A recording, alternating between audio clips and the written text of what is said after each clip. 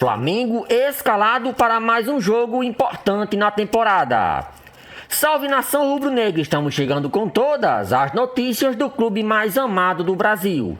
Força máxima, Felipe Luiz deve mandar a campo o que tem de melhor nesta segunda. Contra o Vitória, o clube carioca tem grandes chances de dar continuidade à evolução na temporada. Na sua opinião, Pedro ou BH, quem deve ser titular no ataque? Essas e outras notícias do Flamengo iremos acompanhar agora. Agora, bora para mais gols? No Maracanã, o Flamengo venceu o Barcelona na decisão da Copa Intercontinental Sub-20. O Flamengo fez 1-0 com o Lohan. Depois, no segundo tempo, o Barcelona conseguiu empatar com o Virgili e virou nos acréscimos com o Cortés. O zagueiro Iago empatou para o Flamengo no último lance, 2-2. Nos pênaltis, o Léo Nanete defendeu 2 cobranças e o lateral Carbone fez o gol do título. Flamengo 6-5 nos pênaltis e bicampeão mundial sub-20. A CBF, gente, fez mudanças importantes no calendário da atual temporada. A última rodada do Brasileirão foi antecipada para o dia 7 de dezembro. Já as semifinais e a final da Copa do Brasil vão ser disputadas depois do Brasileirão. A decisão da Copa do Brasil passou para o dia 21 de dezembro. Mais informações vocês encontram no ge.globo.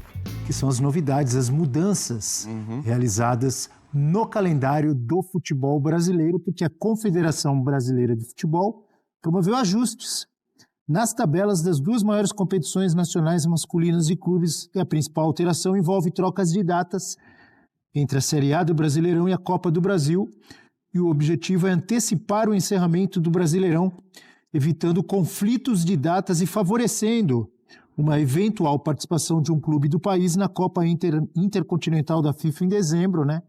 Ainda temos Flamengo, Palmeiras e São Paulo, né? Na disputa da Libertadores da América. Então, as rodadas 27, 29, 31 e 33 da Série A vão ser realizadas nos dias 5 e 19 de outubro, 2 e 9 de novembro. Essas datas originalmente estavam reservadas para semifinais e finais da Copa do Brasil. Os jogos decisivos da Copa do Brasil foram transferidos para dezembro, ocupando os dias 10, 14, 17 e 21 de dezembro, datas que estavam destinadas a partidas do Campeonato Brasileiro. Então, praticamente aí uma mudança de Copa do Brasil com o Brasileirão, né?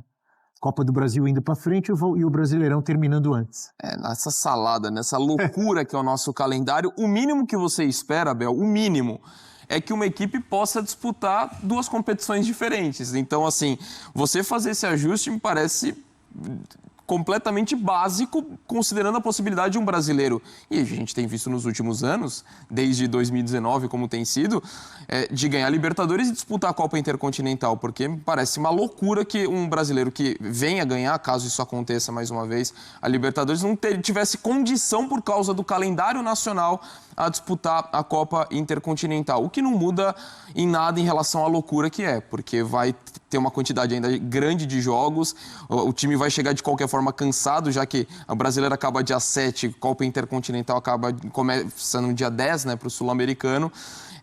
A gente tem um exemplo do que aconteceu com o Botafogo quando vai jogar com o Pachuca numa condição bastante desgastada. Então, sim. Assim, acho que não vai mudar nada, mas era algo mínimo que precisava fazer para que essas equipes, caso venha acontecer, essa equipe brasileira, campeã da Libertadores, possa ter condição de disputar a Copa Intercontinental. Acaba ajudando, então, dessa forma, quem disputa a Libertadores, que é natural, e, de repente, para algumas equipes da Copa do Brasil, pode ser algo interessante. Porque você está falando de, às vezes, uma equipe que teria que dividir o foco entre 2 competições e já, de repente, tendo a vida resolvida no Brasileiro, não vai precisar correr esse risco de se dividir entre mata-mata de Copa do Brasil e uma situação de Campeonato Brasileiro. Mas, de qualquer forma, ainda assim, continua um calendário extremamente apertado e só foi possível já que as equipes da Libertadores, né, não estão mais na Copa do Brasil. Então, acabou permitindo que se pudesse fazer esse ajuste no calendário. Mas vai ser uma loucura do mesmo jeito. Vamos dar uma olhadinha na classificação do Campeonato Brasileiro. Lembrando que um jogo acontece agora, nessa rodada de sábado, entre Grêmio e Ceará. Primeiro tempo ainda 0-0 por lá, então a gente não está contabilizando essa partida, ok? Então, nesse momento, o Flamengo na liderança, seguido de Cruzeiro, Palmeiras, Bahia, Red Bull Bragantino, Botafogo, Mirassol, São Paulo, Fluminense e Ceará. Virada de página. Menos que o Palmeiras tem 3 jogos a menos que o Cruzeiro. Ainda tem tabela para ajustar, ainda tem isso, né, Pascoal? 11ª colocação para Galo, depois Internacional, Grêmio, Corinthians, Santos e Vasco. E aí ali na zona de rebaixamento, Vitória, Juventude, Fortaleza e Sport. Tem gente com 18, gente com 19 jogos. E a rodada desse fim de semana do Brasileirão. Como disse, esse jogo em andamento, Grêmio e Ceará. Aí já no domingo, Vasco e Corinthians, Bahia e Santos, Fortaleza e Mirassol, Juventude e Botafogo, São Paulo e Atlético. E aí na segunda-feira, Palmeiras e Sport, Flamengo e Vitória. Pascoal, ainda tem jogo para atualizar dentro dessa tabela do Campeonato Brasileiro, mas a CBF soltou hoje uma nota mexendo justamente no calendário brasileiro, o que envolve Campeonato Brasileiro e também Copa do Brasil, porque os times envolvidos nessa reta final de Libertadores, a CBF pensando no fim do ano, né, que algum destes pode chegar à Copa Intercontinental agora, né, o que a gente chamava de Mundial, então... O básico dessas mudanças. As rodadas 27, 29, 31 e 33 serão realizadas nos dias 5 e 19 do 10 e 2 a 9 do 11. Datas que originalmente estavam reservadas para semifinais e finais da Copa do Brasil. Assim, a rodada final do Brasileirão vai ser no dia 7 de dezembro. Seria no dia 21 de dezembro. Então, puxa para o dia 7 de dezembro, garantindo a disponibilidade de calendário para a estreia de um representante da Conmebol na Copa Intercontinental no dia 10 de dezembro. E os jogos decisivos da Copa do Brasil foram transferidos lá para outra parte do mês de dezembro, ó, dias 10, 14, 17 e 21. Ainda nessa nota a CBF fala, né, talvez de alguma dessas datas da Copa do Brasil poderem ocupar outubro e, óbvio, vai ajustando conforme a necessidade de quem for avançando e em qual competição ainda está envolvido. Um ajuste de calendário pensando nesses brasileiros que seguem nas competições Conmebol. Mas não deixa de ser um campeonato todo atropelado, né? O Campeonato Brasileiro, por conta do Mundial de Clubes, ficou todo atropelado juntamente com a Copa do Brasil. Agora, a Copa do Brasil vai para a parte final do ano e o Campeonato Brasileiro vai ser resolvido antes do Mundial de Clubes, porque existia a possibilidade de um time viajar para o Mundial de Clubes devendo jogos no Campeonato Brasileiro. Né? Ou como o Botafogo, que já acaba o Brasileiro, já vai imediatamente e ficou evidente como o Mundial desgastou. Começa dia 10, né? O Brasileirão iria até 21. Então é uma situação que acabou sendo corrigida, digamos assim, mas é uma correção, é um paliativo no meio de todos esses problemas, né? Mas é um bom remendo, Pascoal, porque tanto São Paulo, Palmeiras e Flamengo, que são os brasileiros na Libertadores, já estão eliminados da Copa do Brasil. Então, como não tem Copa do Brasil pela frente, a CBF conseguiu chegar nesse lugar antecipando as rodadas e facilitando a vida para todo mundo, principalmente para os brasileiros da Libertadores. Porque, de repente, com a entrada da LDU, né, só tem um time de país diferente do que Brasil e Argentina. São brasileiros, argentinos e um equatoriano, que disputa essa parte de quartas de final da Libertadores da América. Então, vamos aguardar para ver aí. É claro que um brasileiro pode ser apontado como favorito. Eu acho que o favorito nessa... o lado do Flamengo para chegar à final da Libertadores da América é um lado muito favorável, é muito factível. Mais acessível, né? Para o que o Flamengo oferece em termos de equipe e oferece em termos de futebol. Né? É muito difícil de parar o time do Flamengo. Tinha um elenco incomparável na América do Sul. Não existe nenhum elenco semelhante que você possa dizer, isso aqui tem. Não tem. Não tem. Pode procurar que não tem. Então, é uma reta muito factível para o Flamengo, enquanto que, para mim, o jogo mais difícil das quartas de final é o São Paulo contra a LDU. Para mim é o mais complicado do que o Palmeiras ainda. Ela não é melhor que o Atlético Nacional de Medellín, mas tem a questão da altitude. Isso aí... É um atropelo lá, Silas. Isso aí pode ser... O que aconteceu com o Botafogo? O problema para o São Paulo, porque tudo bem que contra o Atlético Nacional de Medellín o 0-0 foi uma vitória para o São Paulo, né? Mas o Atlético Nacional de Medellín fora de casa não tinha ganho de ninguém também. Então o São Paulo ter passado aqui com uma péssima arbitragem do jovem árbitro argentino. Foi horrível, foi ruim, eu estive no jogo. Então, assim, foi muito tendencioso, foi mal. Mas o São Paulo conseguiu passar. Agora, já a LDU já tá mais copeira que o Atlético Nacional de Medellín. Ganhou a Sul-Americana agora, recentemente, né, contra o Atlético Paranaense. Elimina o São Paulo no próprio Morumbi. Então, é um time cascudo e que vai dar trabalho, sim, para o São Paulo. E a gente critica muito, né, a CBF por, às vezes, deixar algumas situações se desenrolarem, ser passiva demais. Nessa aí, a gente precisa elogiar pela proatividade, porque age de maneira preventiva, sabendo que as chances de um brasileiro, já que o Brasil tem dominado os títulos da Libertadores, ser campeão são altas e, naturalmente, por isso, por já ter a conveniência dos brasileiros que restaram estar eliminados, a CBF agiu bem, de forma proativa, para ajeitar o calendário. Concordo. O fato é que teremos ceia e o futebol brasileiro rolando ainda, Pascoal. Antes a Copa do Brasil do que o brasileiro. Alguma coisa ainda vai estar rolando. Não, vou entregar o presente de Natal já com o jogo, já com o Brasileirão. Agora não, agora com a Copa do Brasil em cima. Fala, nação rubro-negra. A semana é de pura emoção. O Mengão entra em campo nesta segunda-feira para defender a liderança do Brasileirão contra o Vitória. O técnico Felipe Luiz já tem a escalação na ponta da caneta e promete um time forte no Maracanã. E tem mais, a base faz história. O time sub-20 acaba de se sagrar bicampeão mundial em uma final eletrizante contra o Barcelona. É o Flamengo dominando o cenário nacional e internacional. Fica ligado que os detalhes de tudo isso você confere agora. O coração rubro-negro em festa, uma semana de triunfos e decisões cruciais. O ar que se respira no Rio de Janeiro neste final de agosto é de pura celebração e expectativa. O Flamengo, líder inquestionável do Campeonato Brasileiro e recém-campeão do Mundial Sub-20, vive uma das semanas mais promissoras de sua temporada.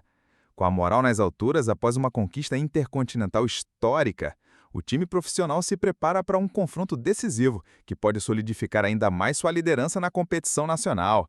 É uma semana que encapsula a essência do Clube de Regatas do Flamengo, a busca incansável pela vitória no presente, ao mesmo tempo em que solidifica um futuro promissor com a formação de novos talentos. A nação rubro-negra se divide entre a euforia do título da base e a ansiedade pelo jogo que se aproxima, um sinal claro da paixão que move este gigante do futebol. A estratégia de Felipe Luiz, detalhes táticos para manter a hegemonia. Com o Brasileirão em andamento e a vantagem na tabela, Felipe Luiz, o jovem treinador que carrega em seu currículo o DNA vencedor do clube, sabe que não há espaço para acomodação. Por isso, a partida desta segunda-feira, 25, contra o Vitória, no Maracanã, é tratada com a máxima seriedade. O último treino, realizado neste domingo, 24, no Ninho do Urubu, foi o palco para a definição da equipe que irá a campo.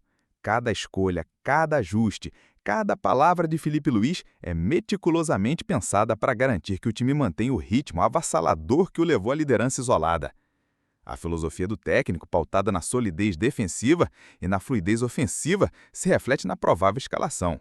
A começar pela defesa, o goleiro Rossi se consolidou como uma muralha de segurança, um dos pilares de confiança do time. À sua frente, a linha de 4 se mostra como uma das mais fortes da competição. A disputa na lateral direita entre Varela e Royal é um exemplo da profundidade do elenco. Varela, com seu poder de ataque e cruzamentos precisos, oferece uma opção mais ofensiva, enquanto Royal, com sua disciplina tática, garante mais solidez. A dupla de zaga formada por Léo Ortiz e Léo Pereira é um dos grandes acertos da temporada. Léo Pereira, em sua melhor fase da carreira, complementa a técnica e a saída de bola de Léo Ortiz, formando um dos pilares defensivos da equipe. Na lateral esquerda, a experiência e a qualidade de Alexandro se mostram fundamentais, tanto na marcação quanto no apoio ao ataque, onde suas subidas e cruzamentos são uma arma poderosa. No meio de campo, a engrenagem criativa e de marcação se equilibram com a entrada de Jorginho e Saul. A dupla, com suas diferentes características, dá o suporte necessário para que a magia de Arrascaeta possa fluir. A visão de jogo, os passes precisos e a capacidade de finalização do uruguaio é o motor do ataque rubro-negro. Suas jogadas, muitas vezes imprevisíveis, desmontam as defesas adversárias. No ataque, a velocidade de Plata ou Luiz Araújo pelos lados do campo e a objetividade de Samuel Lino e Pedro completam o setor ofensivo. A presença de Pedro no comando de ataque é sinônimo de gol e perigo constante, enquanto a versatilidade de Samuel Lino e a habilidade dos pontas criam as oportunidades.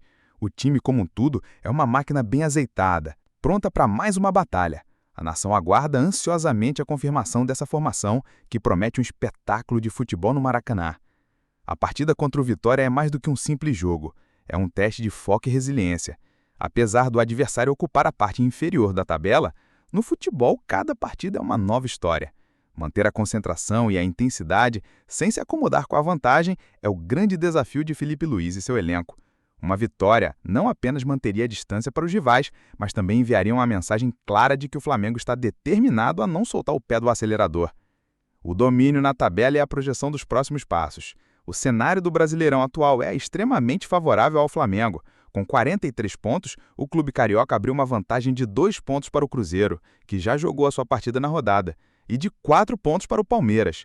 A situação é tão confortável que, mesmo com a pior combinação de resultados possíveis, uma derrota do Flamengo e uma vitória do Palmeiras, o time rubro-negro ainda manteria a liderança com 1 ponto de vantagem.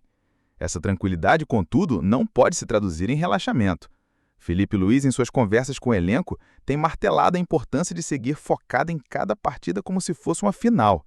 A campanha vitoriosa até aqui foi construída com suor e dedicação, e a meta é ampliar essa distância. O Cruzeiro, com sua campanha sólida, e o Palmeiras, com a força do elenco, continuam sendo ameaças em potencial. A rodada atual oferece a oportunidade perfeita para o Flamengo se distanciar ainda mais e começar a desenhar o caminho para o título. O grito de campeão no Ninho, a conquista do Mundial Sub-20. Enquanto o time profissional se prepara para o desafio no Maracanã, o brilho da conquista da base ilumina o futuro do clube. A vitória do Flamengo sobre o Barcelona neste sábado 23 para conquistar o bicampeonato do Mundial de Clube Sub-20 foi um roteiro de cinema. O jogo, disputado com intensidade, mostrou a garra e a resiliência dos garotos do Ninho. O Barcelona, com sua tradição na formação de jogadores, impôs um desafio tático e técnico. No entanto, o Flamengo, sob o comando de Bruno Pivetti, mostrou que o talento e o coração rubro-negro falam mais alto. A partida começou com o Flamengo abrindo o placar com o Lohan, mas os espanhóis viraram o jogo nos últimos minutos. A derrota parecia iminente, mas foi neste momento de maior adversidade que o Flamengo mostrou a sua força. A jogada do gol de empate com a subida do zagueiro Iago para a área adversária foi a prova de que a equipe não desistiria até o apito final. O gol de cabeça no último minuto levou a decisão para os pênaltis e encheu a nação de esperança. A disputa de pênaltis foi um teste de nervos para todos os envolvidos. Em uma sequência de cobranças perfeitas, coube ao goleiro Léo Nanete, de 18 anos, brilhar com 2 defesas espetaculares. O clima de tensão no Maracanã era palpável. A cada cobrança, um suspiro. A cada defesa, um grito de alívio. A consagração veio com a cobrança decisiva de Carbone, que, com a tranquilidade de um veterano, bateu no meio do gol e selou a vitória por 6-5. Após a partida, o técnico Bruno Pivetti expressou orgulho pela conquista e pela mentalidade de seus atletas. Disse que o campeonato mundial não é para qualquer equipe, então é de se valorizar muito a base do Flamengo. Essa experiência de jogar no Maracanã lotado é extremamente importante para a boa formação deles, porque são jogadores que almejam chegar no mais alto nível. Ele também fez questão de mencionar o trabalho de seus antecessores, em especial de Filipe Luís, que foi campeão na temporada anterior, reforçando a ideia de que o sucesso da base é um projeto contínuo e bem-sucedido.